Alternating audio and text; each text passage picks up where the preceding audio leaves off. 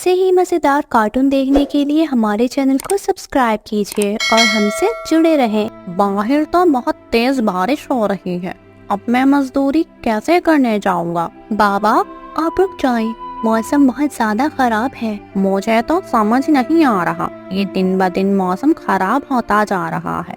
अगर ऐसा ही चलता रहा तो मजदूरी नहीं कर पाऊंगा और घर में खाने को एक दाना भी नहीं है। तभी बहुत तेज आंधी तूफान चलता है। अरे देखो जरा, देखो कितना तेज तूफान चल रहा है। अरे राहुल बेटा, तू झोंपड़ी के ऊपर तरपाल तो लगा कर आया था ना? हाँ बाबा, लगा दी थी तरपाल। और उसके ऊपर तूने ईंटें रखी थी या नहीं?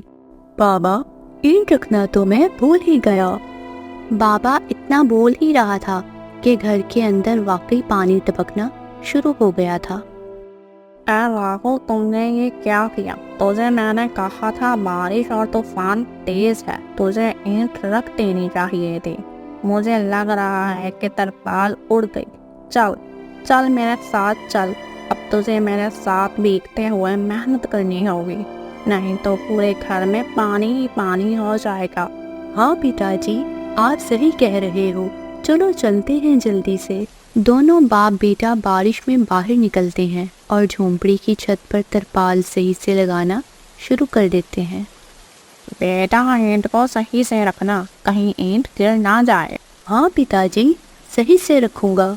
राहुल इतना कहकर ईंट से तरपाल को ढांपने लगता है, जिससे छत ढक जाती है और झोंपड़ी में पानी टपकना बंद हो जाता है। अरे चलो बेटा, बहुत ठंड हो रही है, बाहर घर में चलते हैं। चलो, बरसात से मौसम बिल्कुल ठंडा हो गया है। हाँ पिताजी, आपने बिल्कुल ठीक कहा, चलें। दोनों बाप बेटा घर के अंदर आ जाते हैं तो अंजलि उन्हें सूखा कपड़ा देती है और अपना शरीर पोंछने के लिए कहती है। आप लोग अपना शरीर पोंछ लो और सूखे कपड़े पहन लो, नहीं तो ठंड लग सकती है। अंजलि के दिए हुए कपड़े दोनों पहन लेते हैं। तभी बीमार माँ बिस्तर पर पड़ी हुई अपनी बेटी अंजलि से कहती है, अरे बेटी, तुमने खाने का क्या कुछ बनाया नहीं? माँ, मैं बारिश के रुकने का इंतजार कर रही हूँ। घर के अंदर खाना कैसे बनाऊंगी? हर जगह धुआं धुआं हो जाएगा। मेरी दवा का वक्त हो गया है और मुझे भूख भी लग रही है। ठीक है माँ, मैं कुछ करती हूँ। अंजलि सर पर एक सफेद कपड़ा रखते हुए बाहर से बचते हुए बाहर आकर कुछ ईंटें घर के अंदर ले जाती है और वही चूल्हा बना लेती है और उसी पर खाना बनाना शुरू कर देती है। बाबा, सारे घर में धुआं ही धुआं हो गया है।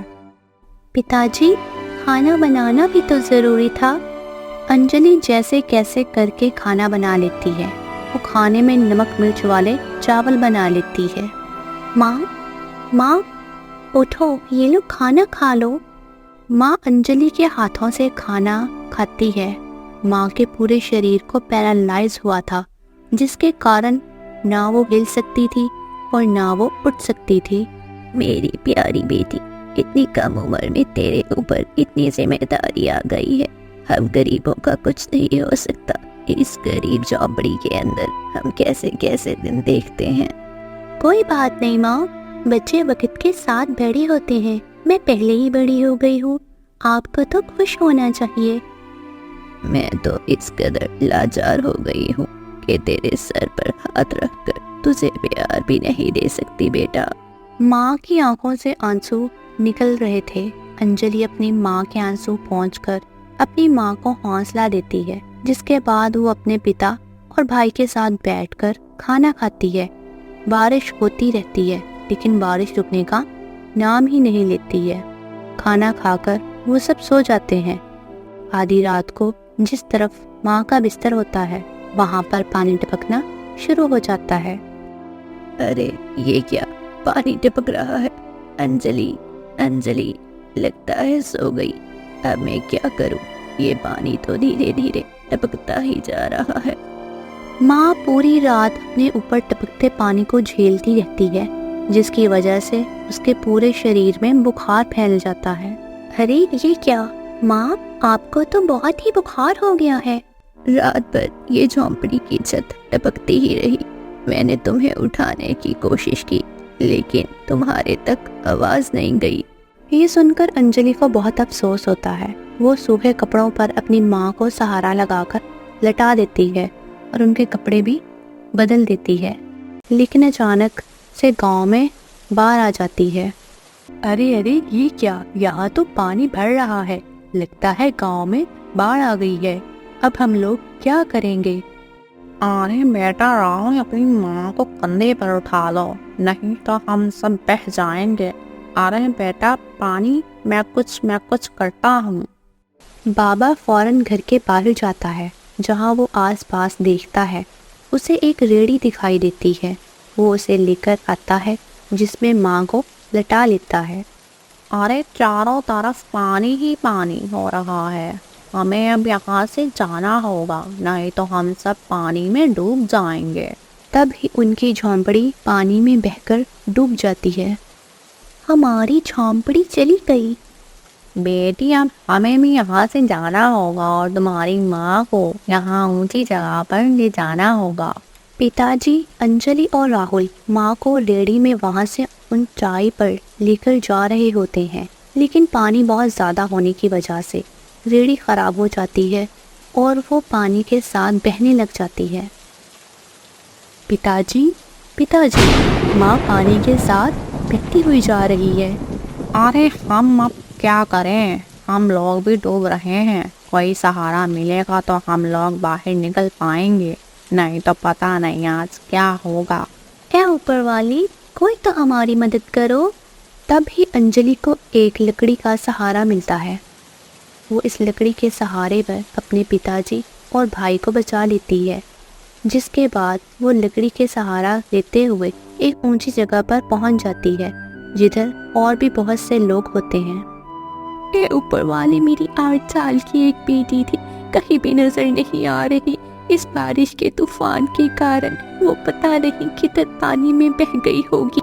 वहाँ सब परिवार वालों को लेकर परेशान थे। यहाँ तीनों, राहुल, अंजलि और पिताजी, माँ के लिए फूट फूट कर रोने लगते थे। मेरी माँ पता नहीं कहाँ चली गई, पता नहीं किस हाल में होंगी वो। क्या अभी वो जिंदा होंगी भी या नहीं? तुम ये कैसी बातें कर रही हो? हौसला रखो, सब ठीक हो जाएगा। माँ वापस आएगी। ये देखो, सरकारी लोग हमारी मदद कर रहे हैं, बिखरे हुए परिवारों के लोगों को ढूंढ कर ला रहे हैं। पिताजी, राहुल, अंजलि यहाँ अपनी माँ की राह देखते ही रह जाते हैं, लेकिन सरकारी लोगों को ना ही माँ मिलती है और ना ही माँ की लाश, और ना ही उनका कोई अता पता। पिताजी, राहुल और अंजलि को यही लगता है कि अब उनकी माँ इस दुनिया में नहीं रही। इतनी बारिश हो रही है और माँ का कुछ पता नहीं। हमें माँ के लिए कुछ करना होगा। हाँ बेटी, तुम सही कह रही हो, हमें कुछ ना कुछ तो करना ही होगा। पिताजी और राहुल वहाँ से लकड़ियाँ इकट्ठी करके झोंपड़ी बनाने की कोशिश करते हैं, लेकिन बारिश के पानी की वजह से बार बार उनसे झोंपड़ी बन ही नहीं पाती। बारिश बहुत जोरों से हो रही है। मैं यहाँ वहाँ से टहनियाँ इकट्ठी करती हूँ। अंजलि टहनियाँ इकट्ठी करती है और इसे जोड़कर अपने भाई और पिता के ऊपर करके उन्हें बारिश से बचाने की कोशिश करती है।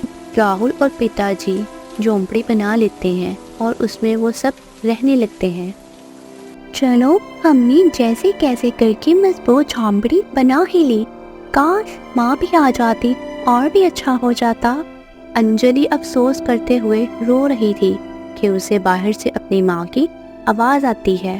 अंजलि, राहुल, कहाँ हो तुम दोनों? मेरे बच्चों, कहाँ हो तुम दोनों? मेरे बच्चे, कहाँ हो तुम दोनों? अंजलि, ये तो माँ की आवाज़ है। अंजलि जैसे ही झोंपड़ी के बाहर आती है, वो बारिश में भीगते हुए अपनी माँ को खुद अपने पाँव पर चलकर आते हुए देखती है। माँ, आप चल सकती हो, हिल सकती हो, खड़ी हो सकती हो। ये सब कैसे हुआ माँ? बहते बहते मैं पता नहीं किधर चली गई थी और बेहोश हो गई थी। जब होश आया तो हाथ पैर अपने आप काम करने लगे। फिर तुम्हें ढूंढते हुए यहाँ तक आ गई। ये ऊपर वाले का ही काम था कि हमारी झोंपड़ी भी टूट गई थी। भैया और पिताजी ने बहुत ही मजबूत झोंपड़ी बनाई है, एक भी बूंद नहीं आ रही पानी की उसके अंदर। अब हम सब एक साथ रहेंगे, चलो माँ। राहुल और पिताजी माँ को सही सलामत देखकर बहुत खुश होते हैं। वो सब एक दूसरे को गले लगा लेते हैं। इस तरह बारिश में भी गरीब की झोंपड़ी उनके काम आती है और वो उसी में अपना गुजारा करते हैं। बरसात खत्म होते राहुल और अंजलि दोनों मिलकर काम करते हैं और पैसे जोड़कर अपने लिए पक्का मकान बना लेते हैं, और जिसके चलते माँ जी बड़े घरों में काम करके पैसे जोड़ती हैं और धीरे धीरे उनकी परेशानियों को ख़त्म कर देती हैं और वो सब एक साथ खुशी खुशी रहने लगते हैं।